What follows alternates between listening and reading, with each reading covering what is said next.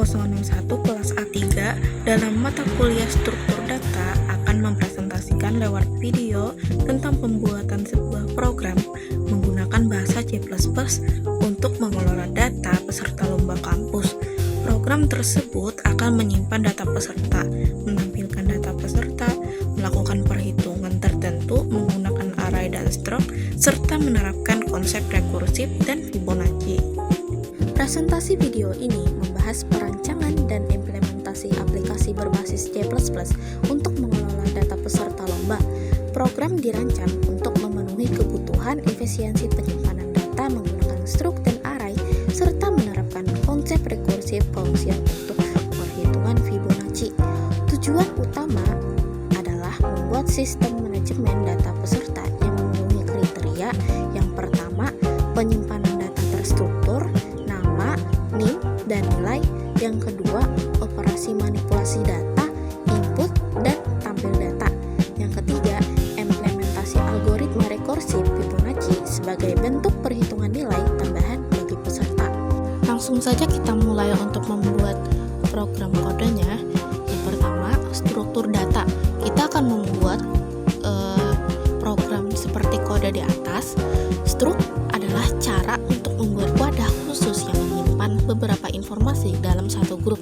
Di sini kita mendefinisikan tipe data baru bernama peserta.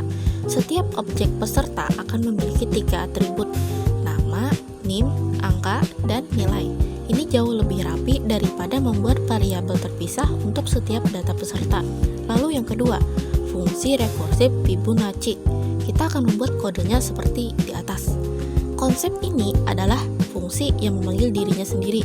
Cara kerjanya base case atau dalam kondisi berhenti. Jadi kode if hingga ke return n itu adalah syarat agar rekursi berhenti. Jika n adalah kosong atau 1, ia langsung mengembalikan nilai tersebut. Lalu ada recursive step yang bagian Fibonacci 1 dan 2. Itu adalah inti logika. Fungsi ini terus memecah masalah menjadi 2 sub masalah yang lebih kecil hingga menjadi base case. Derek Fibonacci adalah derek angka di mana angka berikutnya adalah hasil penjumlahan 2 angka sebelumnya. Contohnya 0, 1, 1, 2, 3, 5, dan 8. Lalu ada fungsi utama yang ketiga, main, yang bisa disebut inisialisasi. Kita akan membuat program kodenya seperti itu. Seperti yang saya tunjukkan di atas, kita menetapkan jumlah peserta sebanyak 3 orang. Terserah kalian mau berapa orang gitu. Terus kita buat yang bagian peserta data 3, kalian bisa ganti 3 itu menjadi 5, 10, atau 100, terserah kalian. Terus kita menciptakan sebuah array yang menampung 3 objek bertipe peserta. Terus yang keempat, bagian input atau perulangan for. Itu kodenya seperti yang saya ketik di atas.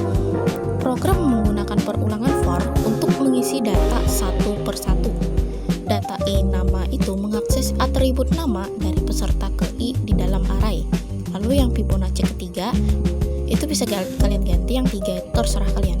Memanggil fungsi rekursif kita tadi untuk menentukan nilai peserta secara otomatis berdasarkan indeks mereka. Lalu bagian output, kita akan membuat kodenya seperti itu. Bagian ini itu melakukan iterasi kembali melalui array data untuk mencetak semua informasi yang telah tersimpan ke layar monitor. Mengapa kode ini efektif? Itu bisa memisahkan logika perhitungan Fibonacci dengan logika input, output, sehingga kode lebih mudah dibaca dan diperbaiki. Dengan struct, data peserta itu nggak tercerai-berai. Semua informasi peserta tersimpan dalam satu paket yang rapi. Kalau ingin menambah jumlah peserta, cuman perlu mengubah variabel n atau menggunakan input dinamis dari pengguna gitu. Program itu berhasil dikembangkan sesuai spesifikasi. Ini adalah hasil yang saya tunjukkan. Kita bisa mengetik nama, lalu misal berapa orang tadi, 3, 4, 100, terserah kalian.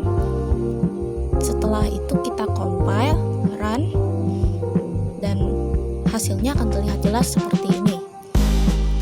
Lalu pada kesimpulan ini, program berhasil dikembangkan sesuai spesifikasi. Penggunaan struct dan array terbukti sangat efektif untuk mengorganisir data dalam jumlah besar secara terstruktur. Penerapan